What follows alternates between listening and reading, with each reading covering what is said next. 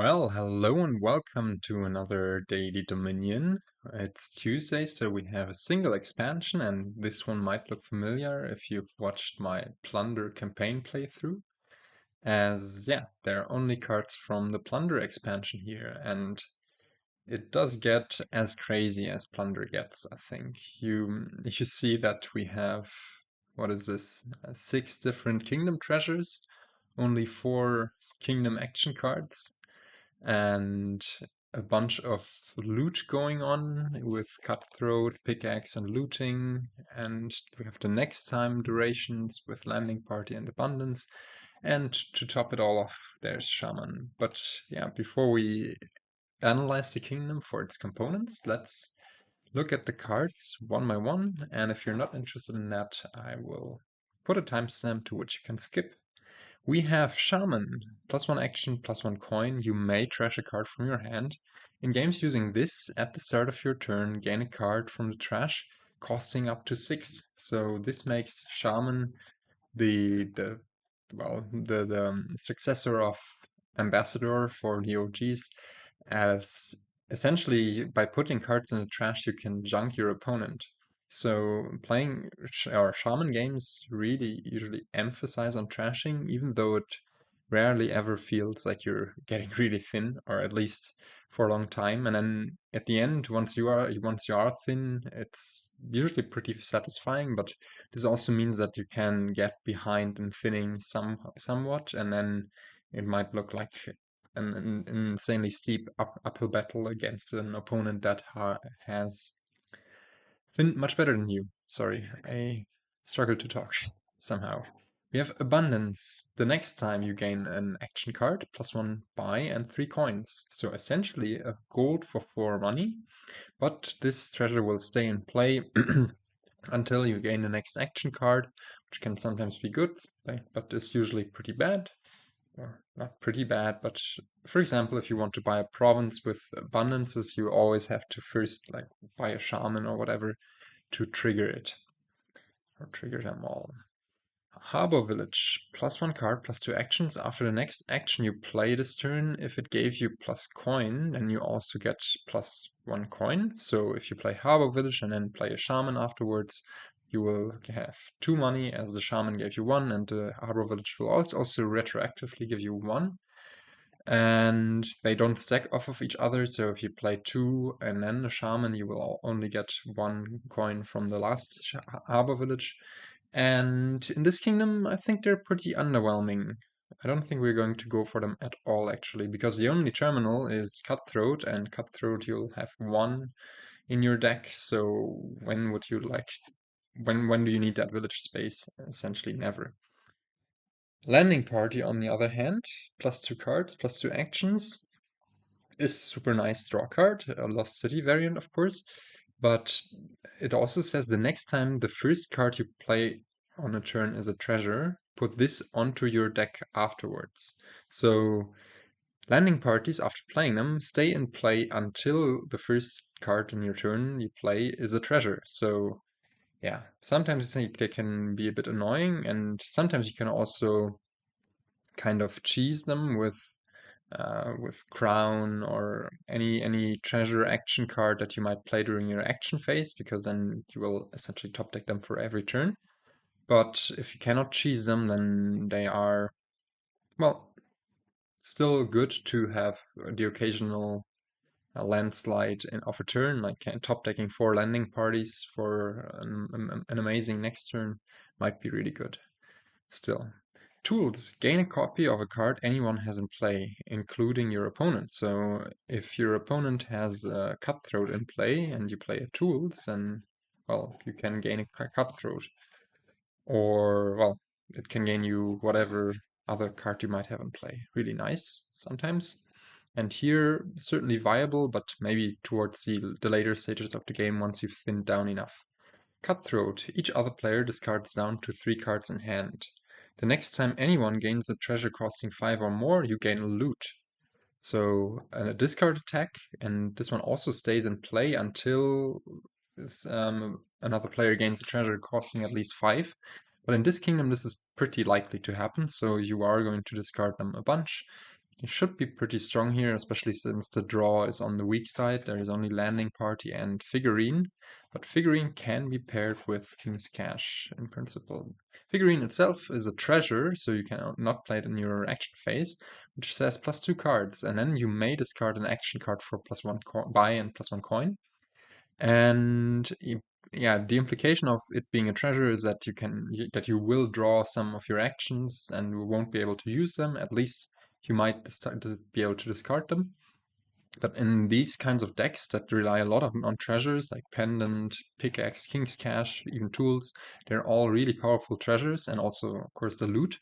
Then Figurine really has its time to shine. Same with Pendant, as it gives you +1 coin per differently named treasure you have in play, and yeah, pendants might be worth a lot at the end of this game. Like, even with just copper, silver, figurine, pickaxe, and maybe one loot, it's what, 6 already? Yeah, it's insane. So late game we want to go for those, and Pickaxe says +1 coin, trash a card from your hand. If it costs 3 or more, gain a loot to your hand. And for Pickaxe, you need to consider that in this kingdom, whenever you trash a card costing 3 or more, it will go in the trash, and your opponent will be able to gain it. But still, it might be worth to trash some silvers for loots and get the loot train going.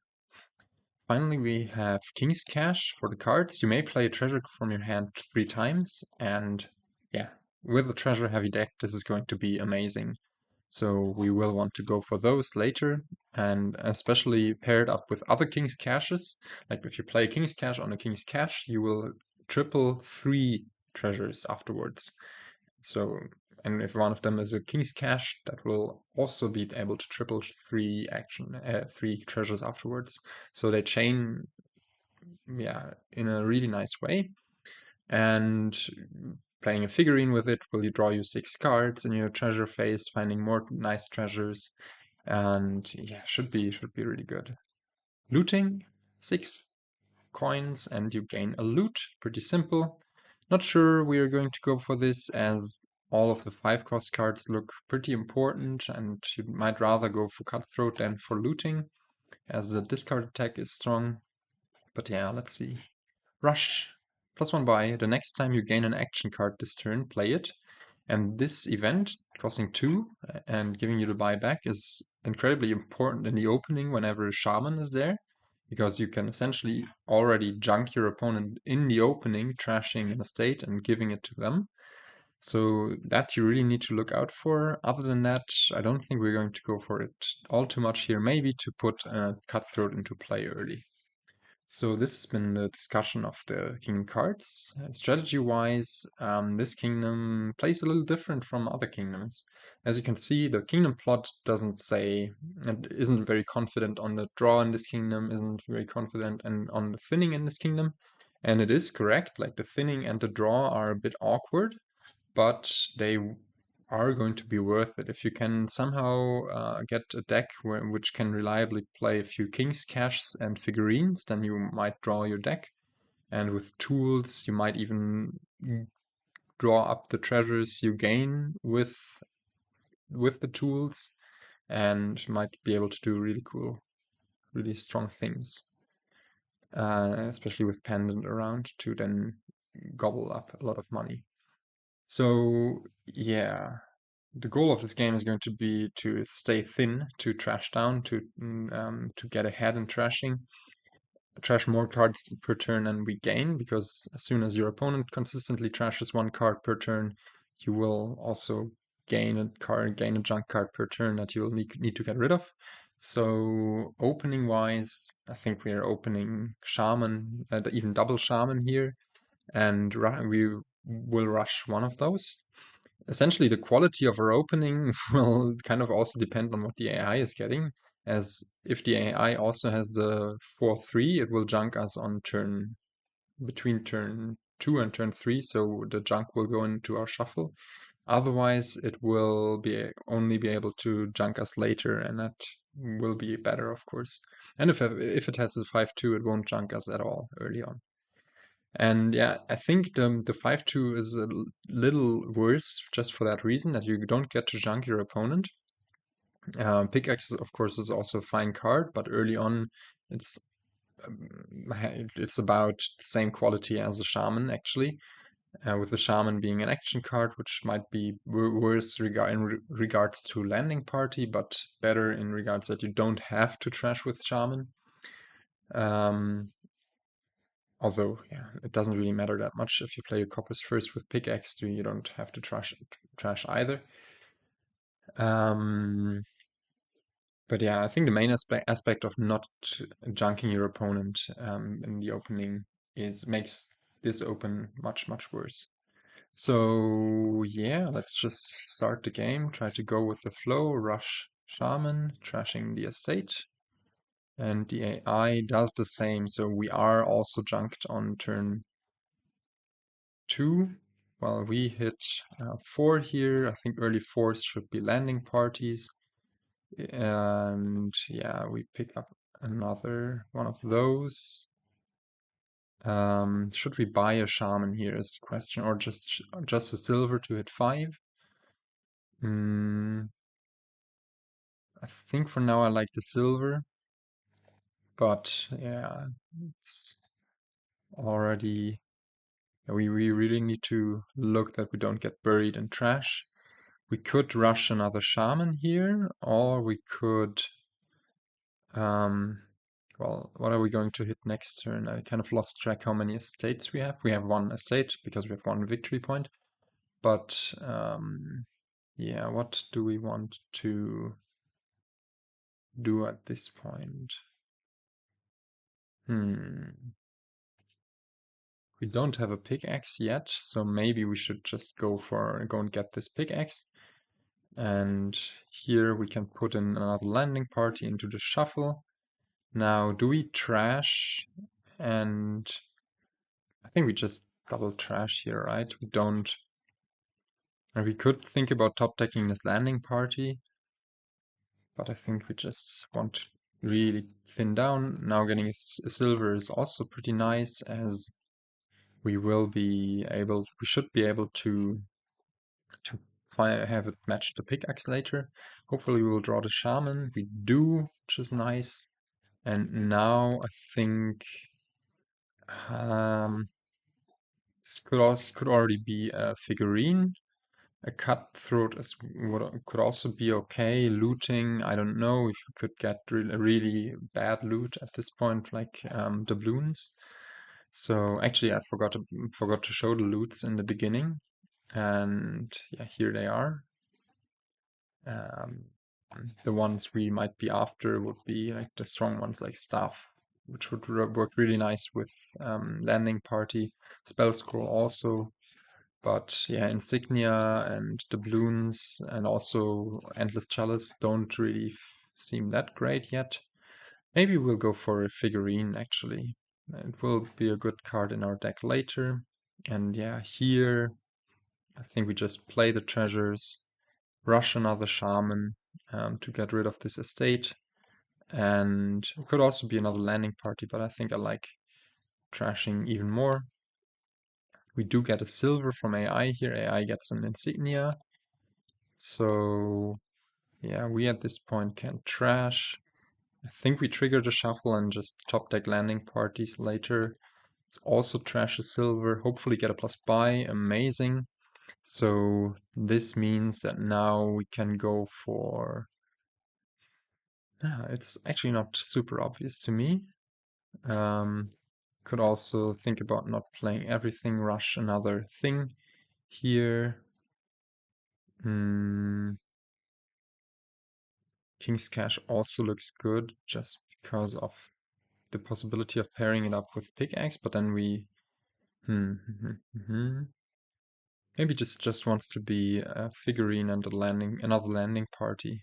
We want to have a little more oomph in our deck. Here we'll go for just another landing party, I think. And hopefully we'll have a big turn this turn where we can trash out a bunch of stuff. This is looking great. Well, could have been better, but it's still pretty good. we have another landing party down there. And at this point, maybe we just get the King's Cash. And also not obvious to me. Could also just be tools and another figurine. Or looting. Let's go for the figurine. And we do have the landing party here. I think we just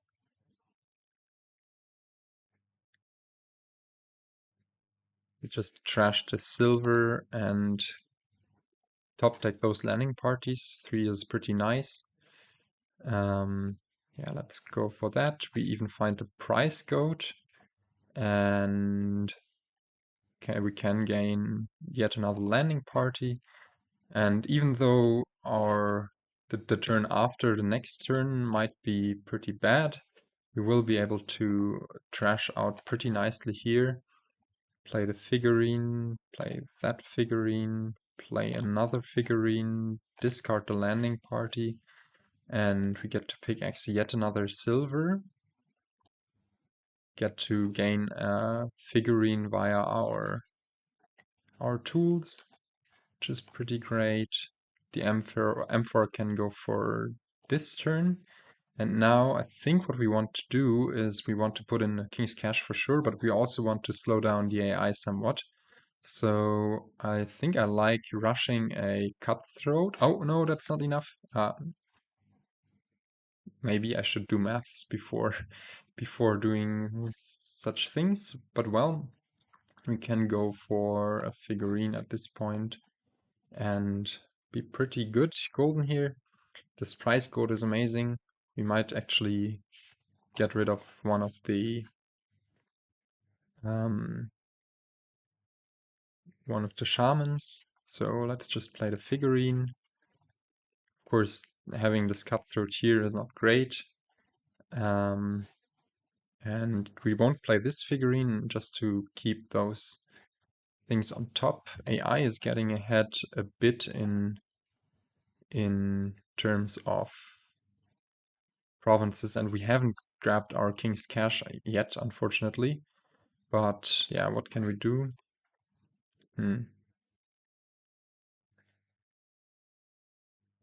that does have quite a great turn here. Let's go for the copper, just because of the landing party stuff. And we can... No, actually we don't want to discard this one, as we don't want it in the shuffle. So we go for those figurines here. This cutthroat we won't be able to play now. Does the pickaxe want to do something other than trashing copper? I don't think so, so let's just get really nice and thin here now and just put in 2 King's Caches and maybe another landing party or another tools. I think just the landing party gives us the most chances. But we'll have one more turn in which we need to skip, and then we hopefully will have a really, really great turn. So I might even gain an asset here already. Discard this shaman. Price goat away this thing. Now the tools will be able to gain us the figurine, or we could pendant first and then gain us a pendant. I don't think it matters that much, as we won't hit 5 this turn. Do we want to get an abundance, or I think another tools is fine. Yeah, hopefully we'll have our big turn here. I think my main misplay was that that stupid cutthroat rush play, which didn't make any sense whatsoever. But yeah, we do get to pair up the King's Caches here. Decline this, decline this, decline this, and even triple play more King's Caches. Decline this for now. We are going to have enough chances of discarding those, but for now we just want to get the gain train going, because we can gain King's Caches here. And since we have one more tools and more figurines, we are pretty safe of doing so. So now we can start to discard our action cards. Play another King's Cash thrice. How many? I think that's the last King's Cash play we have left. So yeah, we have those. Now here we will need to regain the tools, but can gain just 2 more King's Cashs. Yeah, go for that. Can discard even 3 times. No, let's just wait. We'll gain 3 more cards, so we can discard all this. Now, yeah, we're in action chain land. Just do the same thing once again. We just need to be careful to not to always have that one extra figurine in hand. But we're slowly building up the turn, and I mean slowly. We're doing pretty good, and yeah, just get some more draw. Triple play this figurine, can discard without much danger, and we have 2 figurines left. How many King's Cash plays do we have left? There are 1, 2 here, 3, 4 here, 5, 6 here, 7, 8 here. Yeah, the question is, how do we max our money? We need to buy the last of the 4 provinces. We should easily be able to do so. But yeah, this is what we've been waiting for. So we just gain.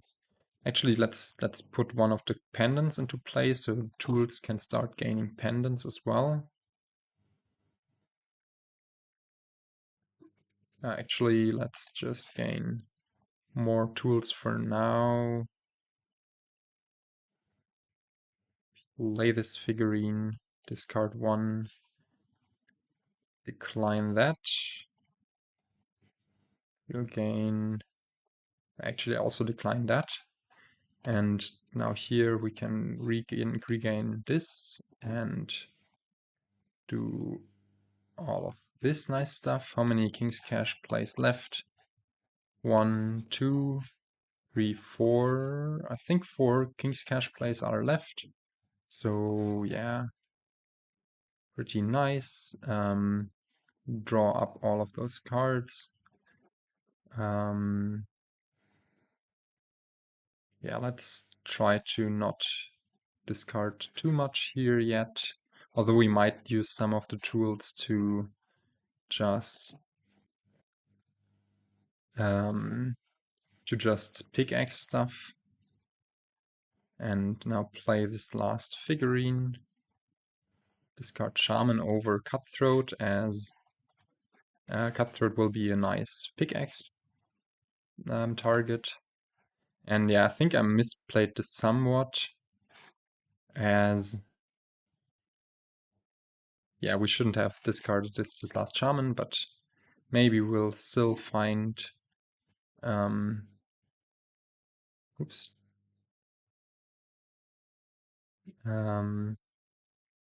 Sorry, I'm stupid. Thought we had already played with the pickaxe somehow. Yeah, we shouldn't have discarded one of those shamans, as this tools will be able to gain us a pickaxe, which we might not find now. Actually, we can guarantee it with that thingy. So okay, play this last figurine to draw it up. Pickaxe, one of the pendants. I think we are going to have way too much money anyways. Well, that was not the greatest, but yeah, just rack up that money, and with all of those 20 buys, we do get to pull it off, buy out everything, and end the game with a nice double looting. And we can even rush our next looting if it's a spell scroll. Let's see. No spell scroll. But yeah, what this shows is that even not playing this optimally, like I had this mistake with the stupid cutthroat gain, and it didn't even hinder AI from hitting province that turn, so it really was quite bad. So yeah, back then when that had been a King's Cash, we might have kicked off a turn or two earlier. But really, I think this was fine. It also depends on the loots that you have, I guess. I think Price Gold was a really good loot in the beginning. Shield not so much, but it was at least a plus buy. The AI had, well, Hammer is great to gain more landing parties, of course. Stuff and Orb, man, AI had all of the great loots. I think it also is quite ruthless as usual, like getting rid of this insignia. But yeah, crazy kingdom. Like how many piles did we empty? 1, 2, 3, 4, 5, 6, 7, 8 piles. Pretty nice. Maybe we could have done more I mean, I'm actually pretty sure we could have done more by playing this last turn in a slightly more optimal fashion, but there couldn't have been any more victory points to be gained, so didn't matter anyways. So yeah, with that, I think I'm finished, and I will try to catch you in the next one. Goodbye.